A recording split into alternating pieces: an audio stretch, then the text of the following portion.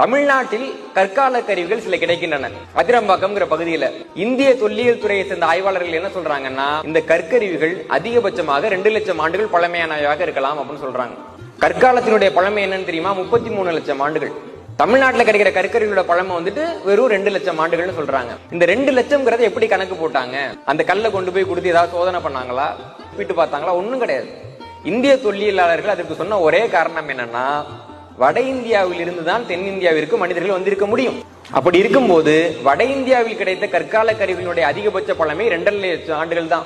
அப்போ வட இந்தியாவிலே 2.5 லட்சம்னா உனக்கு 2 லட்சம் போதும் போ என்று தமிழக கற்கருவியினுடைய காலத்தை 2 லட்சம் என்று கணித்து சொன்னார்கள். நாம் அமைதியா இருந்தோம். சமீபத்தில் 2018 ஆண்டில் சாந்தி பாப்பு குழுவினை சேர்ந்தவர்கள் அங்கு கிடைத்த கற்கால கருவிகளை முறைப்படி ஆய்வு செய்து அதன் காலத்தை கண்டறியும் பொழுது அங்கு இருக்கக்கூடிய கற்கால கருவியினுடைய அதிகபட்ச பழமை 15,10,000 ஆண்டுகள்.